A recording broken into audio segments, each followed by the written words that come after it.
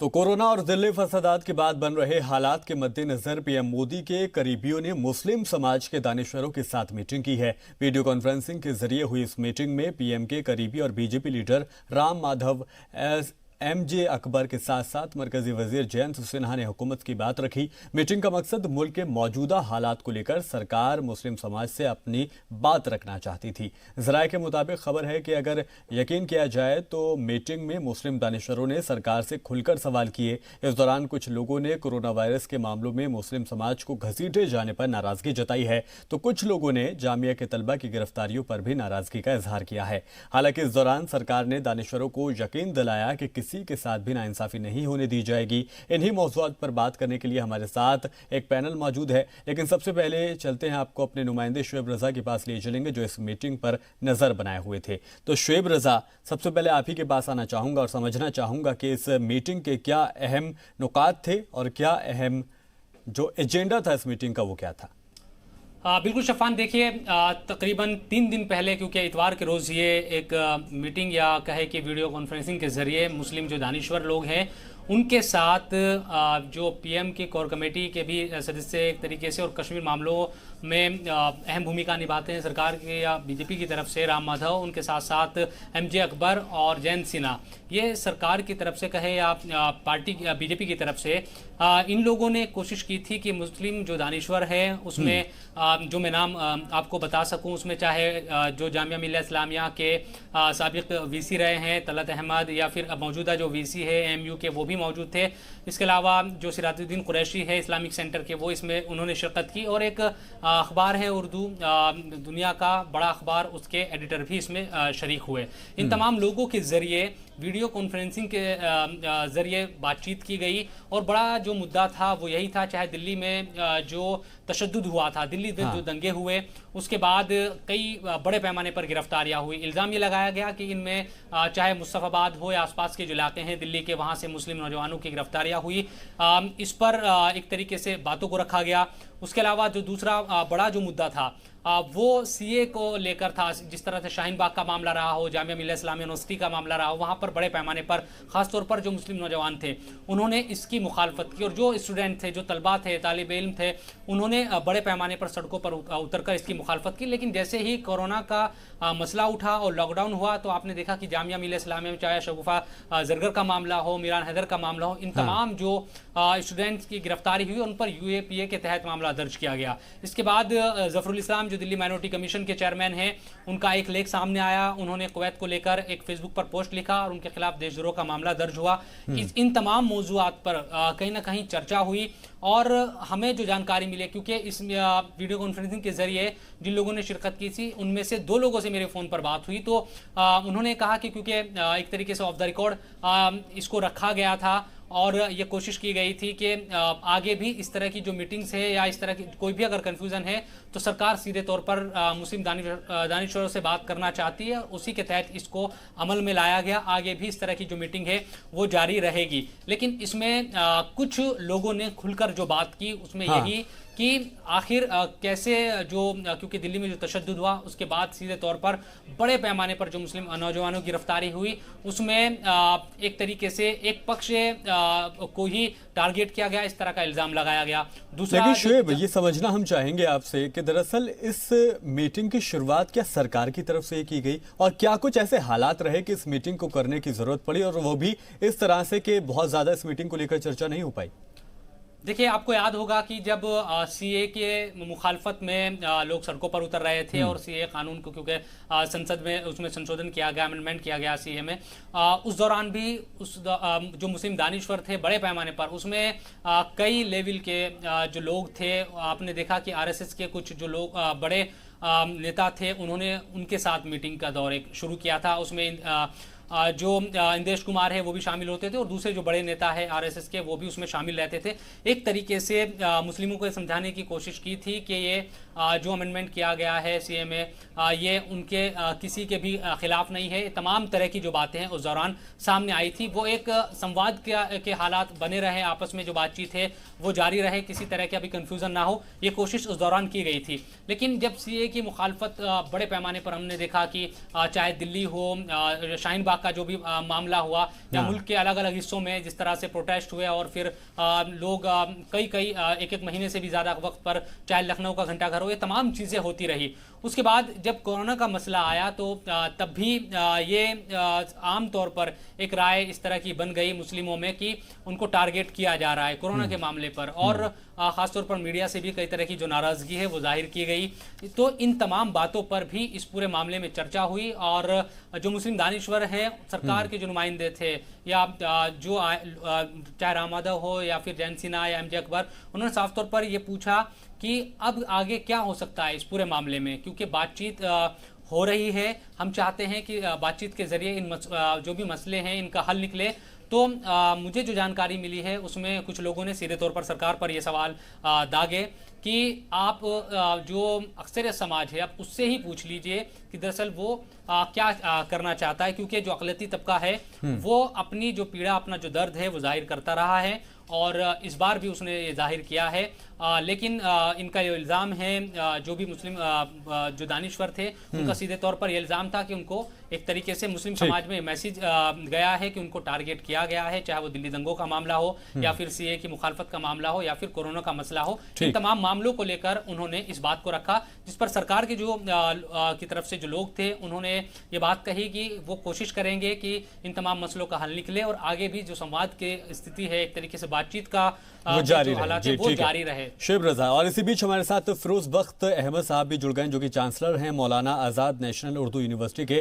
खैर मकदम है फिरोज बख्त साहब। और साथ ही साथ शुएब जमई भी हमारे साथ जुड़ गए हैं, जो कि प्रेसिडेंट हैं इंडियन मुस्लिम फाउंडेशन के। शुएब जमई साहब, आपके पास आना चाहूंगा और आपसे समझना चाहूंगा जिस तरह से ये हालात हैं, जिसको लेकर खासकर शुएब जमई भी सरकार की मजम्मत करते रहते हैं। अब उसी इशू को लेकर एक मीटिंग होती है और ये ऐसी मीटिंग है जिसमें इसी बात के ऊपर गौर खौज किया जाता है कि आखिर मुस्लिमों के अंदर इस तरह का माहौल क्यों बन रहा है, इस तरह की सोच उनकी क्यों बन रही है कि वो इस देश में कहीं ना कहीं परेशान किए जा रहे हैं और कुछ लोग उनको टारगेट कर रहे हैं और किसी एजेंडे की वजह से उनको एक तरह से परेशान किया जा रहा है। देखिए, मैं इस पर हमारी राय जो है बिल्कुल एक बड़े लॉजिक पर बेस्ड है। हमने हमेशा कहा कि हमारे जो अपने मसाइल है वो हम अपने मुल्क के अंदरूनी तरीके से हम हल करेंगे और मैं हमेशा इसका हिमायती रहा हूं। लेकिन सवाल ये तब उठता है सरकार पे जब हम ये देखते हैं कि इस कोरोना पेंडेमिक के दौरान जब WHO ने कहा था कि भाई किसी भी कम्युनिटी कास्ट को आपको टारगेट नहीं करना है और इस तरीके से हमको लड़ना है, तो इस दौरान में बहुत कोशिश हुई कि जिस तरीके से 14वीं शताब्दी में और 20वीं शताब्दी में यहूदियों के ऊपर इल्जाम डालने की कोशिश हुई और उनका नरसंहार हुआ ब्लैक प्लेग के नाम पर, उसी तरीके से इस दौरान भी साजिश हुई कि मुसलमानों पे, अल्पसंख्यकों पे भी इस पे जिम्मेदारी डाल दीजिए। मैं आपको एक छोटा सा मिसाल बताता हूं। आज जो गांव देहात का आदमी है वो ये नहीं जानता कि तबलीग जमात क्या है मौलाना साहब, वो ये जानता है बस कि भाई जमात वालों ने कोरोना फैलाया और ये मुसलमान फैला रहे, जबकि कोरोना तो चाइना से आया, फैलाने वाले विदेशी हैं। 15 लाख लोग पिछले 2 महीनों में आए। अब मैं थोड़े से फैक्ट्स एंड फिगर्स रख दूं। आप ये कहते हैं कि तबलीग जमात वालों ने फैलाया, मुझे ये बताइए कि तबलीग जमात वालों ने जो प्लाज्मा डोनेट किया है सबसे बड़ी तादाद में, उसके बारे में चर्चा हुई। मुरादाबाद की घटना आपने जो है पत्थरबाजों पे दिखाई कि एक दो घर वालों ने पत्थर बरसाया, आपने कहा पूरी कौम ऐसी है। शुएब जमई, नहीं, मुझे आपकी इस बात से आपत्ति है। दरअसल हमने हर तरह की तस्वीर दिखाई है। अगर हमने दिखाया है कि पथराव हुआ है तो हमने ये भी दिखाया है कि मेरठ हो या पिलखवा हो, इन जगहों पर फूलों की बारिश भी की गई है। हमने दोनों एंगल को दिखाने की पूरी कोशिश की है। नहीं, देखिए, मेरा जवाब भारतीय जनता पार्टी और सरकार को है कि जब आप जो है 2 लोगों की गलतियों को पूरे कौम पे डाल देते हैं, तो जब 4 लोगों ने फूल बरसाए तो कहिए ना कि पूरे कौम वाले भी कितना अच्छा काम कर रहे हैं। दूसरी बात यह है कि आप देखिए कि मौलाना साहब का ऑडियो तो फेक निकला। BPRD bureau of police research and development की रिपोर्ट जो कि 10वें पेज नंबर में, जिसको बुकलेट ऑफ द गाइड, जिसमें BPRD जो गृह मंत्रालय की जो वेबसाइट है उसमें डाला गया था, उसी के बुनियाद पर तो इंस्पेक्टर सतीश कुमार और राजन ने जांच की और पता चला कि 20 से ज्यादा अलग अलग ऑडियो को मिलाकर के मौलाना साहब का ऑडियो बनाया गया, लेकिन उस वायरल ऑडियो के बुनियाद पर जो है तबलीग जमात और मौलाना को बदनाम किया। और ना ही मैं हमेशा कौम के जो करदुगलो किस्म के मौलाना है, जो मौलाना की इस पर खुश हो रहे थे कि तबलीग जमात को बहुत अच्छा जो है सरकार ने टांग दिया, उनसे यह कहना चाहता हूं कि करदुगलो, आप ये बात समझ ही नहीं पा रहे हैं कि ये मौलाना और तबलीग को टारगेट नहीं कर रहे हैं, ये इसके नाम पर पूरे कौम को और मुस्लिम कम्युनिटी को बदनाम करने की साजिश है। लेकिन कोई हमारी इस बात को नहीं समझा। वाहिद शोएब जमाई सीना तान के खड़ा रहा कि मौलाना साहब गलत नहीं है और तबलीग जमात गलत नहीं, लेकिन मेरी बात नहीं मानी और आज दूध का दूध पानी का पानी धीरे धीरे हो रहा है। ये हमारी शोएब जमाई साहब, आप बहुत खुलकर जिस तरह से आप तबलीगी जमात की हिमायत कर रहे हैं, ठीक है, लेकिन एक बात मुझे बताइए कि क्या आप पूरी तरह से तबलीगी जमात को क्लीन चिट देंगे? जिस तरह से 1500 लोग मरकज में रुके हुए थे और उसके बाद जब वो इधर उधर फैले हैं, लगातार तेजी से यह आंकड़ा बढ़ा है पॉजिटिव मरीजों का, तो क्या आपकी नजर में बिल्कुल क्लीन चिट देंगे आप तबलीगी जमात के लोगों को? नहीं नहीं नहीं, देखिए मैं हमेशा से ये कहा कि हाँ लापरवाही हुई है, एक कैलकुलेटिव मूव में गलती हुई है, उसके बारे में पुलिस जांच करे, देखे, सारी चीजें ठीक है। और आपको पता होना चाहिए कि तबलीग जमात वाले कोई अपने से बीमार नहीं हो गए, उनको पता नहीं था, बाद में बीमारी का पता चला। और जिस वक्त ये कुछ बेवकूफ किस्म के पत्रकार जब तबलीग जमात वालों को कोरोना बम और आतंकी कह रहे थे, उसी वक्त में दिल्ली के LNJP और एम्स जैसे अस्पताल में हमारे हिंदू नर्स और हिंदू डॉक्टर तबलीग वालों का इलाज कर रहे थे। जिस वक्त तबलीग वाली जमात को जो है देशद्रोही कहा गया, उसी वक्त वो प्लाज्मा डोनेट कर रहे थे और दिल्ली सरकार उनको पुरस्कृत कर रही थी। तो आप समझिए, मैं कभी भी हिंदुओं के खिलाफ नहीं हूं बाखुदा, ना ही उनके कल्चर के खिलाफ हूं, बल्कि हिंदू हमारे बहुत प्यारे भाई है, मेरे करीबी हैं, आज तक मैंने नहीं कहा। लेकिन हमने हमेशा सवाल उठाया कि जब आप मीडिया की रिपोर्टिंग करते हैं तो इस बात का जरूर ख्याल रखिए कि गांव गांव में रहने वाला छोटा शहरी आम आदमी, गरीब आदमी ना मारा जाए। इसकी वजह से कोई जुनैद मारा जाता है, कोई अखलाक शहीद हो जाता है, कोई दाढ़ी वाला मारा जाता है, कोई सब्जी वाला मारा जाता है। इसकी जिम्मेदार पूरी और पूरी तरीके से ये तंत्र है, ये वो लोग हैं जो ये, इसी के बारे में आज सरकार से शिकायत की गई है और तमाम विद्युत, और मैंने भी इस बारे में बातचीत की, मैंने भी बीजेपी के बड़े मंत्री और नेताओं से बातचीत की और मैंने शिकायत दर्ज कराई कि सरकार जो ये कर रही है इस पर नजर रखनी चाहिए। और एक बात मैं आपको बोल के खत्म करता हूं कि ये जो तमाम चीजें हुई है, यकीन मानिए कि पूरे देश में जो केरला है, महाराष्ट्र है, राजस्थान है और बंगाल और इन सब जगहों पे अलग अलग तंजीमों के जरिए से FIR दर्ज की जा रही है। अब देखिएगा किस किस लोग और कौन कौन लोग इसके जद में आएंगे, जिन लोगों ने देश में नफरत का माहौल फैलाया और मुसलमानों को टारगेट करने का समझ गया। क्या समझते हैं मुसलमानों के लिए कोई बोलने वाला नहीं रहेगा, कुछ भी कर लेंगे? मजाक है क्या? ये 4 कौड़ी के जो मौलवी साहब लोग जो आते हैं टीवी पे, मैं उनको भी कहता हूं कि आप अल्लाह के वास्ते जो है मुसलमानों को बदनाम करना और जलील करना, अगर आपके पास जुबान और जिगरा नहीं है तो यहां से टीवी पर मत आइए। शोएब जामी के पास लंबी जुबान भी है और जिगरा भी है। मैं डरता नहीं हूं मोदी और अमित शाह से, सिर्फ अल्लाह से डरता हूं।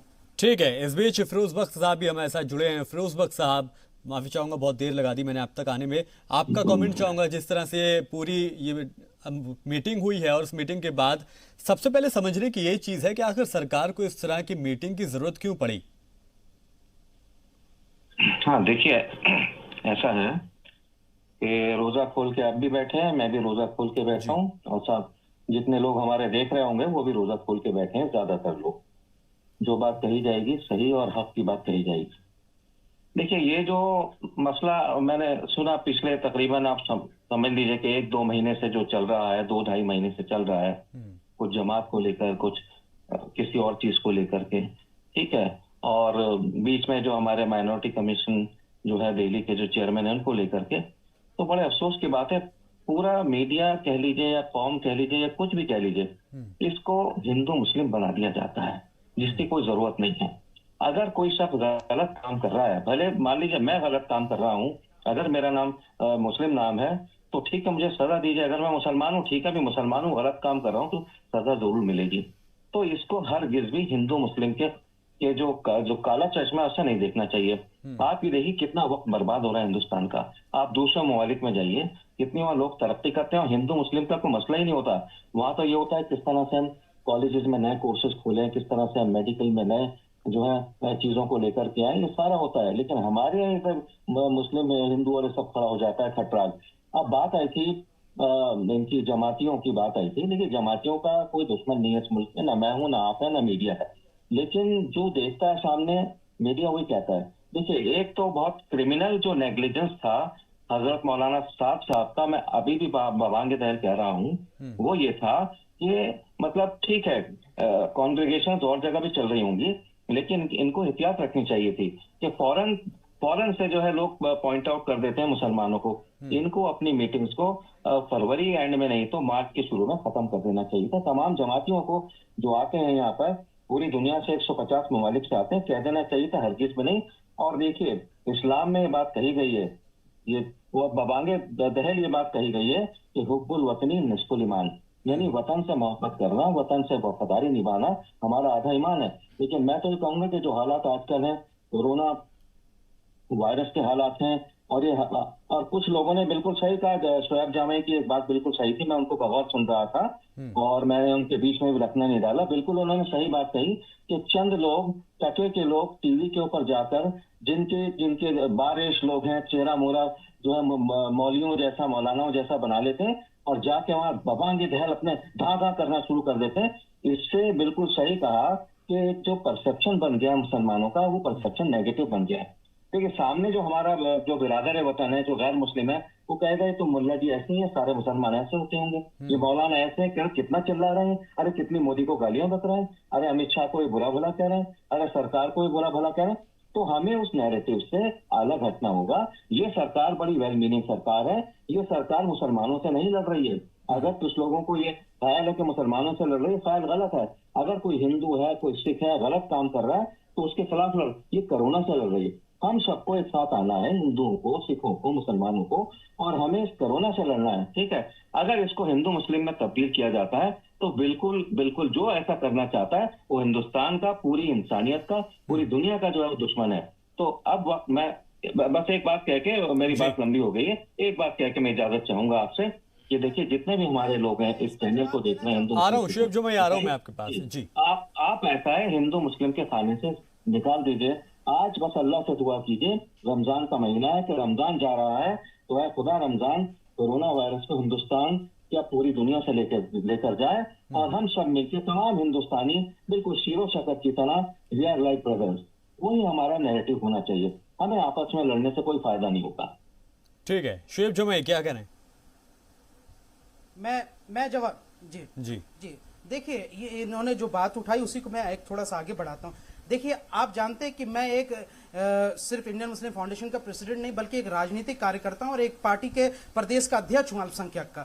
हमारी जिम्मेदारी है विपक्ष के नाते होने के सरकार के हम साथ सवाल पूछते हैं, ठीक है ना। मैं कोई मौलवी साहब नहीं हूं, लेकिन सवाल ये है कि यहां से आप देखिए कि किस तरीके से टीवी पे एक नैरेटिव सेट किया जाता है। मैंने बार बार ये मौलवियों से कहा है कि आप मुद्दे की बात करें। अगर शाहीन बाग की बात हो रही थी तो हम एक सरकार के खिलाफ थे, हम एक कानून के खिलाफ थे, हम किसी हिंदू के खिलाफ नहीं थे। अगर हम तबलीग जमात की बात कर रहे हैं तो हम तबलीग जमात की बात कर रहे हैं, हम कोई यहां से किसी हिंदू के खिलाफ बात नहीं कर रहे हैं। और हमने तो हमेशा ये कहा कि गांव-गांव छोटे-छोटे रहने वाले जो हमारे देहात के साथी है कि उन सबको बताइए कि कोरोना मुसलमानों ने नहीं फैलाया बल्कि चीन से ये पूरी दुनिया में फैला, और जो विदेशी लोग जो भारत में आए पिछले 2 महीनों में 15 लाख लोग, उनके जरिए से फैला, जो कि आगरा से शुरू हुई थी। ये बात लोगों को बुलाइए, गांव-गांव में फैलाइए। लेकिन क्या हो रहा है, परसेप्शन मुसलमान, इसमें बहुत सारे मौलवियों का भी हाथ है, जो मौलवी करदुगले किस्म के, या तो वो हिंदू मुसलमान करते हैं टीवी पे जाकर के, या तो फिर जो आप देखिए कि वो मुसलमानों के शुएब जो खिलाफ, में बड़ी हैरानी की बात है, ये बड़ी हैरानी की बात है कि मुस्लिम समाज में इस बात को लेकर हमेशा गहमा गहमी का माहौल रहता है कि कुछ मौलाना है जिनको पूरी तरह से दुनियादारी पता नहीं है, लेकिन रोजाना वो पहुंच जाते हैं डिबेट्स में और जाकर वहां पर उल्टा सीधा पक्ष रखते हैं, उसके बाद गालियां भी खाते हैं और दुनिया की लानतें भी सुनते हैं। आखिर वजह क्या है कि इस तरह के मौलवियों के ऊपर एक मुस्लिम कौम के जो बड़े दानिश्वर हैं, जो समझदार लोग हैं, वो इन लोगों के ऊपर वो क्यों नहीं लगा देते? फिर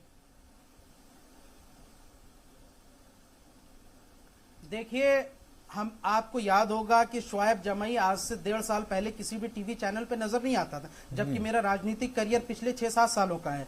लेकिन आज से 1.5 साल पहले इंडिया इस्लामिक कल्चर सेंटर में इसी के लिए मीटिंग हुई थी, और इस मीटिंग में ये बात आई थी कि देखो, ये मौलवी लोग जाके बेइज्जती करवाते हैं और गालियां सुन के हिंदू मुस्लिम करके चले आते हैं। वहीं पर वर्ल्ड इंडिया मशावरात और तमाम बहुत सारे जो हम दूसरे संगठन के लोग जुड़े हुए थे, उन्होंने ये बात उठाई थी कि भाई शोएब जामई जो है यूनिवर्सिटी के लेक्चरर हैं और जो है यहाँ से इसी तरीके से से कौम के जो नौजवान तबका वो जाकर के बातचीत रखें और बाकी इनसे। तो उसके बाद मेरा जो है टीवी चैनल्स पे आना हुआ, आप जानते हैं मैं हमेशा से इस बात के हामी रहा हूं कि हमें टीवी चैनल का इस्तेमाल कर करके या तो हम मुद्दों की बात रखें या देश की तरक्की की बात रखें।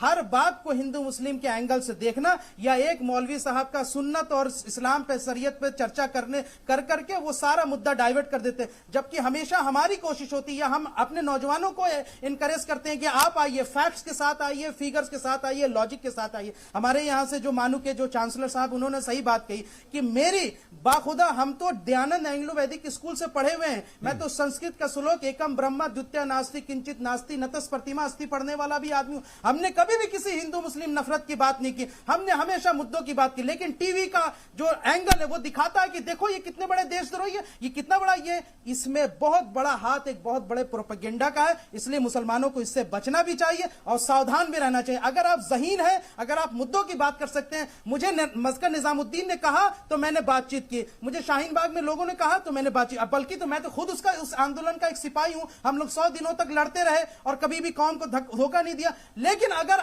आप किसी भी मौलवी को उठा के देख लीजिए इन टीवी, वो ना कभी शाहीन बाग में नजर आए, ना जंतर मंतर के प्रदर्शन में नजर आए, ना जामिया के प्रदर्शन में नजर आए, और यहां पे तबलीग वालों को गाली देते हैं, मौलाना साहब को गाली। ये दरअसल करदुगले किस्म के मुसलमान हैं और आरएसएस के इशारों पर नाचते हैं ताकि देश के तमाम मुद्दों को भूल करके ये सिर्फ देश में हिंदू मुस्लिम की नफरत फैलाए। इसलिए ऐसे लोग अगर आपके नजर आसपास नजर आए तो उनको समझाइए प्यार से, वरना हम उनके खिलाफ कानूनी कार्रवाई करेंगे। ठीक है। और शुएब रजा मेरे नुमाइंदे, मेरे साथी भी लगातार हमारे साथ जुड़े हुए हैं। शुएब रजा, आप एक रिपोर्टर के तौर पर एक लंबे अरसे से अपने काम को करते आ रहे हैं और आप तरह तरह के लोगों से मिलते हैं, तरह तरह के मामलात आपके सामने आते हैं। आपसे जानना ये चाहूँगा कि वाकई में इतनी नफरत सड़कों पर दिखाई देती है? क्या वाकई में इस तरह का माहौल है कि एक तबका, एक पूरा मजहब के लोग, इस्लाम के लोग ये कहें कि वो परेशान हैं, उनको परेशान किया जाता है और उसके बाद इस तरह की मीटिंग तक करना पड़ जाए? देखिए शफान, जो बहस है वो इस मौजू पर हो रही है कि एक मीटिंग बुलाई गई जिसमें मुस्लिम दानिश्वरों ने भी शिरकत की और सरकार की तरफ से भी कुछ नुमाइंदे आए। शायद बहस दूसरी तरफ जा रही है। अभी हमें इसी पर शायद आगे चलने की ज़रूरत है। बड़ी बात यह है कि बातचीत एक कायम रहे, बातचीत का जो सिलसिला है वो कायम रहे। सरकार ने ये कोशिश की है और देखिए, आप चाहे जितना बुरा भला सरकार को कह लीजिए, लेकिन आखिर में मसले का जो हल निकलेगा वो हुकूमत से ही निकलेगा। तो इसलिए बातचीत का जो सिलसिला है वो कायम रहे, इसकी कोशिश करनी होगी। अब ये बात ज़रूर हो सकती है कि जिन लोगों ने बातचीत की है, मुस्लिम दानिश्वर जो थे वो कौन थे और क्या उनका ज़मीन पर मुसलमानों में उतना असर है क्या या नहीं, ये एक बात हो सकती है। लेकिन मेरा ये मानना है कि क्योंकि जब भी जो राब्ता है वो टूटा है या बातचीत का सिलसिला बंद हुआ है तो फिर मुश्किलें पैदा हुई और खाई बढ़ी है। हमने देखा था कि सीए के मामले को लेकर एक तरफ प्रदर्शन हो रहा था और लोग सड़कों पर उतरते थे तमाम जगहों पर, लेकिन एक पक्ष था जो लगातार ये कोशिश कर रहा था कि सरकार से भी या तमाम तरह की जो बातें हैं वो सरकार तक पहुंचाए, सरकार से के सामने रखे, क्योंकि आखिर में ये कोशिश तो रहनी ही है कि वहीं से मसले का हल होगा, क्योंकि सरकार के पास बहुमत है, जो मौजूदा हुकूमत है उसके पास बहुमत है और कानून कोई भी बनता हो या किसी भी तरह का अमेंडमेंट है तो होना है तो वो संसद से ही होगा। तो आखिरकार करना भी वहीं से है। तो अब कैसे इन तमाम मसलों को सुलझाया जाए, इसके लिए एक हिकमत अमली तैयार करनी होगी।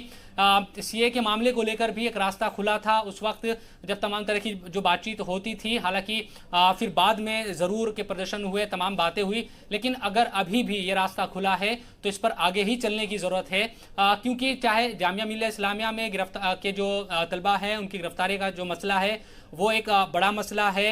ये मुस्लिम जो कम्युनिटी के जो लोग हैं दानिश्वर वो सोचते हैं और इस मीटिंग में उन्होंने ये मुद्दा उठाया, लेकिन वो कैसे हल होगा, जाहिर सी बात है कि क्योंकि कानूनी पूरा मामला बन गया है, यूएपीए उन लोगों के खिलाफ लगा है, चाहे मीरान हैदर हो या शगुफा जरगर हो या तमाम जो दूसरे लोगों की गिरफ्तारी हुई है, तो कानून के जरिए किस तरह से उस पूरे मामले को, क्योंकि कानूनी लड़ाई लड़नी होगी और दूसरी तरफ सरकार को भी सरकार से बातचीत अगर शुरू हुई है तो इस मामले पर आगे भी मीटिंग का दौर जारी रहे, अपनी बातों को रखा जाए, इसी पर आगे बढ़ने की ज़रूरत है। और क्योंकि फिरोज़ बख्त यहाँ पर मौजूद है, उनकी जो बात कई ऐसे लोगों से उनके ताल्लुकात है, उनकी उन लोगों से करीबी है, तो शायद ये बेहतर तरीके से बता पाएंगे फिरोज़ बख्त साहब भी कि सरकार दरअसल चाह क्या रही है इस पूरे मामले में, क्योंकि कई मौजू है पिछले कुछ महीनों में जिस पर जो एक पक्ष है, खासतौर पर जो मुस्लिम पक्ष है, उसको ऐसा लग रहा है, जो इस मीटिंग में भी इन्होंने बात रखी, तमाम जो इंटेलेक्चुअल लोग थे, कि शायद उनको टारगेट किया जा रहा है, तमाम तरह की बातें उनकी तरफ से की गई। तो फिरोज बख्त साहब शायद इस बारे में ज़्यादा बेहतर तरीके से बता पाए कि सरकार या जो उससे जुड़े हुए जो लोग हैं वो इस सिलसिले में सोच क्या रहे हैं, और मुस्लिम जो समाज में राय है इसको लेकर क्या सरकार सोच रही है। ठीक है शुएब रजा, शुएब जो मैं एक छोटे से ब्रेक के लिए रुक रहा हूँ, ब्रेक के बाद चर्चा को आगे बढ़ाऊंगा। शुएब जो मैं आऊंगा आपके पास, एक ब्रेक के लिए रुक रहे हैं।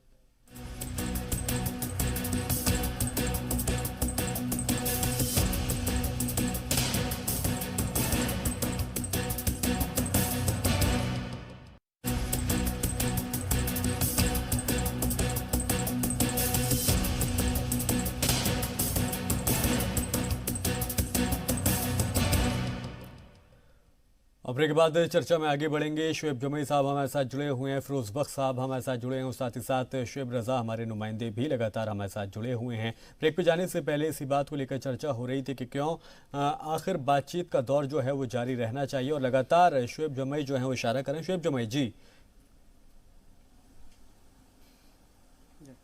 देखिए, मैं चूंकि अभी सरकार से बातचीत चल रही है, सरकार से संवाद चल रहा है, तो हमने ऑफिशियल स्तर पर भी जो बातचीत हुई है उसमें मेरी भी मैं भी उसमें शामिल हूं और मैंने बातचीत रखी है, और आपकी मीडिया के माध्यम से वो बात रख रहा हूं। एक दो बड़े मुद्दे थे। एक तो जब दिल्ली दंगे के बाद जो मुतासरीन पीड़ित हुए, उसको दिल्ली सरकार ने कहा था कि आप FIR की कॉपी लेकर के आइए, हम मुआवजा देंगे। लेकिन हुआ क्या, मैंने उन इलाकों में जाके काम किया, उन दंगाई पीड़ितों की मदद की, और मैंने खुद अपनी आंखों से देखा कि जो दंगाई पीड़ित जिनके घर जल गए, मकान जल गए, जो अपने FIR दर्ज कराने के लिए पुलिस पर गए कि हमको मुआवजा मिले, तो पुलिस ने उन्हीं के ऊपर FIR दर्ज कर लिया, और इस लॉकडाउन के अंदर उसको पकड़ा गया कई नौजवानों का। एक बहुत बड़ा मुद्दा।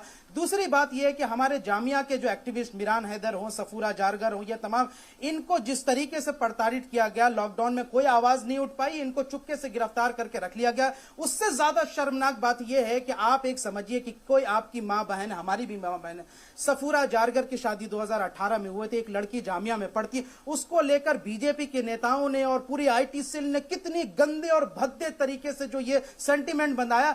अगर आप बताइए किसी मुसलमान की लड़की के ऊपर आप इतना बड़ा इल्जाम और इतने बड़े बोहतान लगा के जलील और छीछा लेकर करेंगे, तो मुसलमानों का गुस्सा भड़केगा नहीं भड़केगा। इन तमाम चीजों पर सरकार को निगरानी और नजर रखने की जरूरत है। जब सरकार का एक जो है MLA का कैंडिडेट कपिल मिश्रा जब इस तरह की हरकत करता है और इस तरह की घटिया बातें करता है और सरकार उसको हटाती नहीं है, यानी बीजेपी उसको हटाती नहीं है, तो कहीं ना कहीं शक जाता है कि प्रधानमंत्री जो बेटी बचाओ और बेटी पढ़ाओ की बात करते थे, कहीं वो बीजेपी के विधायकों से ही बचाने की बात तो नहीं कर रहे थे, कहीं ये तो नहीं कह रहे थे कि भाई हमारे पार्टी के कार्यकर्ताओं से तुम अपनी बेटी और बहुओं को बचा लो, क्योंकि ये बेटियों की इज्जत करना नहीं जानते हैं। शायद ये भी बातें सरकार के सामने रख देनी चाहिए। और अगर मुख्तार अब्बास नकवी साहब इस बातों को सुन रहे हैं तो वो मुझे जानते भी हैं, शुएब जमई को। मैं बस इतनी ही इल्तजा और गुजारिश करूंगा कि अल्लाह के वास्ते ये देश अब मुसलमानों के लिए जन्नत नहीं है। आप ये गलत बात मत कहिए। जन्नत तब बनेगा जब इस देश में मुसलमानों के ऊपर जुल्म और ज्यादती खत्म होगी। मैं जानता हूं यकीनन हमारे करोड़ों हिंदू भाई मुसलमानों से बेपनाह मोहब्बत करते हैं। चंद हजार नफरती चिंटुओं की वजह से नफरत नहीं फैलेगा और हम फैलने भी नहीं देंगे, लेकिन जो लोग इसके जिम्मेदार है उस पर कानूनी कार्रवाई और सरकार की तरफ से भी कार्रवाई होनी चाहिए। तभी हमारा एतमाद और हमारी जो है विश्वास बहाली हो सकता है। उससे पहले कोई गुंजाइश और कोई उम्मीद ना करें। ठीक है फिरोज बख्त साहब, आपने सुना शुएब जमई साहब को और जिस तरह की बातें उन्होंने कही कि सफूरा जरगर या एक लड़की को लेकर किस तरह की बातें की जाती हैं जो कि एक मुस्लिम समुदाय की लड़की है। उसके बाद उन्होंने ये भी बताया कि जो दिल्ली फसादात थे उस मामले में FIR जिन लोगों ने दर्ज कराई थी उन्हीं के ऊपर उल्टा पुलिस सख्ती दिखाती है। इन मामलों को लेकर बातचीत ये दरअसल हुई है और ये होनी भी चाहिए थी। क्या इस बात से पूरी तरह से इत्तेफाक आप रखते हैं? देखिए, ये जो बात कही शुएब जमई ने इसकी सफूरा जरगर की या मिरान हैदर की, ठीक है, ये इसमें ऐसा नहीं होना चाहिए, किसी के ऊपर ज्यादती नहीं होनी चाहिए। जो भी काम हो कानूनी एंगल से होना चाहिए और लीगल तरीके से होना चाहिए ताकि किसी को कुछ शिकायत ना हो। वक्त साहब नहीं हुई ना, इस तरीके से कार्रवाई नहीं हुई और यही वजह है कि ये मामला इतना बड़ा बन गया है। इस बात से और आपकी इस बात से भी इत्तेफाक रखता हूँ। बच्ची जिसकी भी है सबको सलाम, और इसमें कोई हिंदू मुस्लिम नहीं होगा। और बच्ची बहुत कीमती चीज होती है। फेसबुक लाइव करके बताती है कि हमने दंगा करवाया और यहाँ दंगा करो, उसके बारे में कोई सवाल नहीं उठता है। लेकिन मुसलमानों को एक मिनट शुएब साहब सुन लेते हैं, फिरोज साहब को सुन लेते हैं, उसके बाद तिवारी की गिरफ्तारी क्यों नहीं मैं बात पूरी कर लूँ। जामई साहब, मैंने आपकी पूरी बात सुनी थी, थोड़ा आप भी मेरी बात सुन लीजिए, फिर मैं आपका जवाब कुछ सुनना चाहूंगा। हाँ देखिए क्या है मसला, यहाँ क्या है, यहाँ जी मसला ये है कि हमारे ही बीच में से कुछ लोग, इसमें सब शामिल है, हिंदू मुस्लिम सिख ईसाई, मैं सिर्फ मुसलमानों की बात नहीं कर रहा हूँ। मसला जब हो जाता है कि जब जब एक हम देखते हैं कि एक तो गवर्नेंस चल रहा है मोदी का, एक गवर्नेंस चल रहा है मोदी का, और दूसरा गवर्नेंस एंटी मोदी चलने लगता है। तो खास तौर से ऐसे दिनों में कि जब पूरी वबा फैली हुई पूरी दुनिया में और हिंदुस्तान उसकी जद में आ गया है और ये कम्युनिटी जो सर्कल है उसमें तकरीबन ये वबा फैल चुकी है, तो ऐसे मौके पे हमें बहुत एहतियात से हर काम करना चाहिए, चाहे वो जमातियों का काम हो, चाहे वो हमारे जो बहुत कायदे के हमारे बहुत करीब तरीन दोस्त हैं, जफरुल इस्लाम खान साहब मेरे बहुत करीबी दोस्त हैं, लेकिन मुझे अफसोस हुआ कि जो उन्होंने ट्वीट करी ये मौका महल इस तरह का नहीं था। उनके वालिद साहब को जानता हूँ बहुत, मैं उनकी इज्जत करता हूँ, ये नहीं कि उनके बहुत करीबी ताल्लुकात हैं, संघ से ताल्लुकात हैं, बीजेपी से ताल्लुकात हैं, भैया जी जोशी बिल्कुल बहुत ही मतलब ऐसे बिल्कुल घरेलू उनके ताल्लुकात हैं। लेकिन इन हालात में जफर भाई ने जिस तरह से खत लिखा, और ये देखिए ये अरब ममालिक ये किसी के नहीं होते, ये सिर्फ अपने होते हैं। मुसलमानों को कहीं भी दुनिया के किसी हिस्से में कितनी भी तकलीफ पहुंच जाए ये कभी खड़े नहीं होते। अभी देखिए रोहिंग्या का मसला हुआ था, कौन सा अरब मुल्क आके खड़ा हुआ, हाँ तुर्की के जरूर वो आ गए थे अर्दगान, उन्होंने जरूर आवाज उठाई थी। तो हमें अब ये जो हमारा जो फॉन्डनेस है ना मुसलमानों का, अरे ये उम्मत है, ये उम्मती है सऊदी अरब के लोग, अरे सब ये अब छोड़ देना चाहिए। आप खुद ही अपने उम्मती हैं। मैं बताऊं आपको, एक बहुत बड़े ट्रैवलर थे, आपने सफरनामा उन्होंने लिखा था, इब्ने बतूता ने जब दौरा किया तमाम मुल्कों का, मुस्लिम ममालिक का खास तौर से, तो उन्होंने ये कहा कि सबसे बेहतर जो मुसलमान है वो हिंदुस्तानी मुसलमान है, तो हिंदुस्तानी मुसलमान को लीड लेनी चाहिए। और मैं आपको भी कहना चाहूंगा शुएब जामई साहब एक काबिल आदमी हैं, एक अच्छे आदमी हैं, और भले ही ठीक है आप अपोजिशन से बोलते हैं, ये पूरा हक है, ये हमारा जो है पूरा कॉन्स्टिट्यूशन है, उसमें अपोजिशन को पूरा हक है बोलने का, लेकिन मैं चाहूंगा कि उसमें आप जो है कंस्ट्रक्टिव तरीके से बात रखिए अपनी, और बिल्कुल भी just for the hack of it जो अंग्रेजी में कहा जाता है, यानी कि तनकीद के लिए तनकीद या तनकीद के लिए तनकीद, उससे आप बचें। अगर इस तरह से आपका जो अगर इस तरह से आप बात को अपनी रखेंगे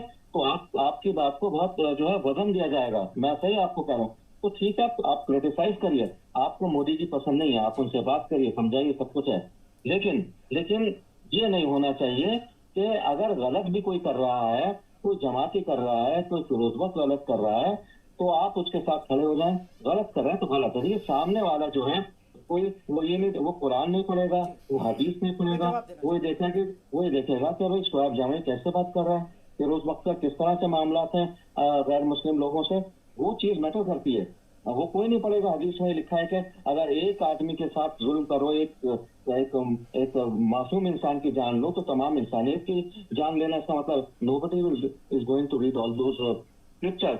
वो हमारा अपना जो किरदार है, हमारा जो उठने बैठने का तरीका है, बातचीत का तरीका है, उससे ही अब जिस तरह से मौलवी लोग जाते हैं, मैं मौलवी लफ्ज इस्तेमाल नहीं करना चाहता क्योंकि मेरा खुद ताल्लुक एक जो है एक बहुत बड़े आलिम दीन से है, लेकिन जिस तरीके से लोग जाते हैं और अपना नैरेटिव रखते हैं, उससे अब जो इतनी इमेज खराब हो गई है मुस्लिम कम्युनिटी की, तो लोग ये कहते हैं कि मुसलमान तो ऐसे होते हैं, टीवी पे जाके भागा बोलने लगते हैं, एंटी गवर्नमेंट बात करते हैं, जिस थाली में खाते हैं उसी में सुराख करते हैं, जिस शाख पे बैठते हैं उसी को काटने लगते हैं, जहर उगलते हैं।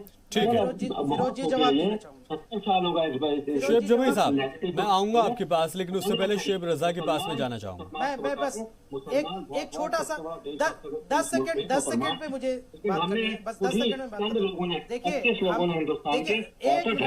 मैंने हमेशा जो बैलेंस मुसलमान है, जो सेकुलर मुसलमान है, साहब एक मिनट, बुद्धि भ्रष्ट कर दी है। अरे सर जवाब तो सुन लीजिए, जी शुएब जामई। देखिए हम कंस्ट्रक्टिव सोच की हम बात करते हैं, तभी हमने कहा तमाम हिंदुस्तान के, हमने कभी भेदभाव नहीं किया कि हिंदू मुस्लिम, बल्कि नौजवानों से ये कहा कि हमें एजुकेशनल, सोशल और पॉलिटिकल जो है अपलिफ्टमेंट की बात करनी चाहिए। मैंने हमेशा कहा कि जिनकी बजट 10% है एजुकेशन पे, तो हमारी अपनी कौम की मुसलमानों से खासतौर पर कहा कि उनको 20% बढ़ाओ। अपने सामाजिक जो उत्थान के लिए हम अभी बहुत कदम उठाने की जरूरत है। हमने ये कहा कि अगले 30 सालों में हमें अपनी पॉलिटिकल अपलिफ्टमेंट करनी होगी और तमाम पॉलिटिकल पार्टियों की चाटाएं और दरैयां और उनके झंडे उठाने से बेहतर है कि हमें पॉलिटिकल नेगोशिएशन के लिए अपनी इत्तेहाद को मजबूत करना पड़ेगा और सियासी शऊर पैदा करना पड़ेगा और अपने कौम के नौजवानों को खड़ा करना पड़ेगा ताकि वो पार्लियामेंट में और विधानसभा में जाकर मजबूती से बात रख सके। यही वजह थी पॉजिटिव सोच, जिसकी वजह से मैं मुख्तार अब्बास नकवी साहब जो कि हमारे मंत्री हैं माइनॉरिटी मिनिस्टर, उनसे जाकर के मैंने कई बार मुलाकात की अपनी टीम के साथ और उनसे कहा कि जनाब जो अभी जो स्कॉलरशिप की जो बात हुई, जो 5 करोड़ स्कॉलरशिप, उसको लेकर हमने पूरा खाका तैयार किया, कई जगह सर्कल्स बना करके उसको, ऐसी बात नहीं है हम उन जो चीजें माइनॉरिटीज के लिए होती है उसके लिए जाकर के मंत्री जी से मुलाकात करके हम उसको इंप्लीमेंट कराते हैं ताकि मुसलमानों को और कौम को उसका फायदा मिला, वो भी हम काम करते हैं। लेकिन सवाल यह है कि आपको लेकिन कहीं ना कहीं तो आवाज उठानी पड़ेगी ना, स्टैंड तो लेना, जो गलत है सो उसको गलत बोलना पड़ेगा। फिरोज बख्श साहब आप समझिए, हम ईमान वाले हैं, हमें हमारा ईमान क्या तालीम देता है कि आप गलत को गलत बोलिए और गलत के साथ और जालिम के साथ देना, जालिम का साथ देना हमारे ईमान के खिलाफ है। ये भारतीय संविधान भी कहता है कि आप डिफरेंसेस रख सकते हैं। मेरी प्रधानमंत्री मोदी जी से लाख डिफरेंसेस होंगे, लेकिन हमने कहा कि कोरोना काल में हम सरकार के साथ हैं और जो कदम उठा रही है सरकार हम उसमें सहयोग देंगे। तमाम मुसलमानों ने साथ दिया, कहां नहीं दिया बताइए। लेकिन जब आप मुसलमानों को टारगेट करेंगे, अब पूरे देश में इस तरीके से जुल्म ज्यादती होगी तो कहीं ना कहीं हमारी शिकायतें बहुत जायज है और प्रधानमंत्री मोदी जी को इस पर बहुत विचार करने की जरूरत है। मेरी पर्सनल गुजारिश है, मैं जानता हूं पीएमओ देखता है और प्रधानमंत्री मोदी जी अगर इस बात को सुन रहे होंगे तो शोएब जमाई की करोड़ों मुसलमानों की तरफ से गुजारिश है, मोदी जी हम भी आपके ही जनता हैं, आप भी हमारे प्रधानमंत्री हैं। जिस तरीके से तमाम जनता को आप एक समान नजरों से देखते हैं, हमारे लिए भी हक और इंसाफ का आप फैसला कीजिए। बस हमारी यही जरूरी है। ठीक है जमाई साहब, आपकी बात समझ गया, आपने बहुत वेल मीनिंग बात कही है और जो मैं चाहता हूं आपसे कंस्ट्रक्टिव बात, आप उस रास्ते पे चल पड़े, आ गए हैं। आपने बहुत खूबसूरत बात कही है, तालीम से आपने बात को जोड़ा और इस बात को भी जोड़ा कि मुसलमानों को 10% नहीं बल्कि काफी आगे जाना है, मैं और पढ़ने लिखने के मैदान में बहुत आगे पहुंचना है। उसी बात को मैं आगे लेके चल रहा हूं। देखिए क्या है कि इस सरकार के और ताल्लुक से और मोदी जी के ताल्लुक से दो बातें कहना चाहूंगा ताकि जो कंफ्यूजन है, जो हेजीनेस है। देखिए एक छोटा वाक्य सुनाऊंगा, 1 मिनट में लूंगा। मैं सब्जी लेने में फल लेने गया, एक फल वाले का ठेला था, सब सेब बेच रहा था। सुन लीजिए मेरी बात, सुन लीजिए। सेब बेच रहा था, मुझे देखते उसने मोदी जी को गालियां देनी शुरू कर दी, उल्टी सीधी बात करने लगा। तो दिलचस्प बात बता रहा हूँ, तो मैं सुनता रहा, मोदी यूं। तो मैंने उससे एक बात कही, मैंने कहा भाई एक बात बताओ, तुम मोदी जी को गालियां बक रहे हो, पहली बात तो है कि हमारे वजीर आजम है, दूसरी बात उन्होंने आपसे क्या 10 रुपए ले लिए, छीन लिए कि आपका ठेला लगाने से मना कर दिया। मैंने कहा ऐसे मत कहो, इससे क्या होता है, इससे गलत इमेज, गलत जो है एक परछाई जो है जाती है मुस्लिम समाज की, इससे बचो। हमारे वजीर आजम है, हाथ मिला उनसे और वजीर आजम ने एक बात ये कही थी 2015 में, 6 जून 2015 में अपने घर पे मीटिंग बुलाई थी। उस वक्त आप एक्टिव नहीं थे, सारे उलेमा हजरात थे, हम आपको भी लेके जाते। उसमें उन्होंने ये कहा था मुसलमानों के ताल्लुक से कि मुसलमान हमारी संतान की भांति हैं, यानी संतान हमारी औलाद की तरह है, हम उनके साथ बराबरी का सलूक करना चाहते हैं। दूसरी बात उन्होंने कही थी जो मशहूर हो गई, पहली बात इतनी मशहूर नहीं हुई उनके ताल्लुक से, दूसरी बात ये थी जो वजीर आजम मोदी ने कही थी और मुख्तार अब्बास नकवी उनके लेफ्ट साइड पे बैठे हुए थे, वो भी इस बात के गवाह हैं कि मैं हर मुसलमान के एक हाथ में कंप्यूटर, दूसरे हाथ में कुरान देखना चाहता हूँ। हाँ। तो उनकी जो सोच है वजीर आजम की, और मैं जब पर्सनली उनसे मिला था, मौलाना आजाद की मैंने के ऊपर एक किताब उनको दी थी, वो टाइटल देख के उन्होंने कहा था अरे भाई ये तो हमारे दिल में है, हम इनको बड़ा मानते हैं। ठीक है, इम्प्लीमेंटेशन है कि नहीं है उसी को लेकर आगे चर्चा करेंगे। 1 मिनट शोएब जुमैर साहब, फिरोज बख्श साहब आपको रोकूंगा।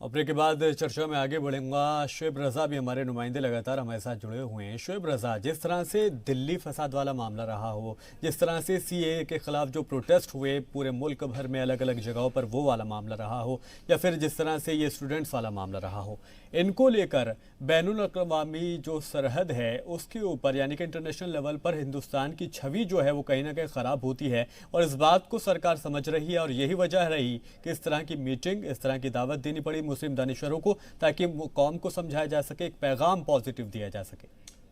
देखिए, उन तीनों मामले में तो नहीं कहा जा सकता शफान, लेकिन जो कोरोना का जो मसला हुआ है उसके बाद हमने ट्विटर या सोशल मीडिया पर जिस तरह से देखा कि जो अरब ममालिक के जो लोग हैं और ख़ासतौर पर यूए की जो राजकुमारी है उनको टैग किया जाता है कई लोगों के ज़रिए और अलग अलग जो बातें हैं वो कही गई, उसका असर ये ज़रूर है कि एक दबाव हुकूमती सतह पर बना है। और हालांकि सरकार की तरफ से ज़रूर कहा गया है, क्योंकि जो हमारे जो सिफारत खाने हैं गैर मुल्कों में, चाहे वो यूएई में हो या कुवैत में हो, तमाम जगहों पर उनकी बातचीत आपस में होती है, तो यकीनन वहाँ पर इस तरह का जो रद्द-ए-अमल है हम सोशल मीडिया पर जो देखते हैं आपसी सतह पर उतना नहीं है, लेकिन सरकार पर एक सरकार की कोशिश है, क्योंकि अगर गल्फ कंट्रीज़ की बात करते हैं हम तो लाखों की तादाद में वहाँ लोग काम करते हैं, उसमें मुस्लिम भी है और गैर मुस्लिम भी है जो हिंदुस्तान से गए हुए हैं, और बड़े पैमाने पर उनका सीधा जो ताल्लुक है वो हिंदुस्तान की जो माशी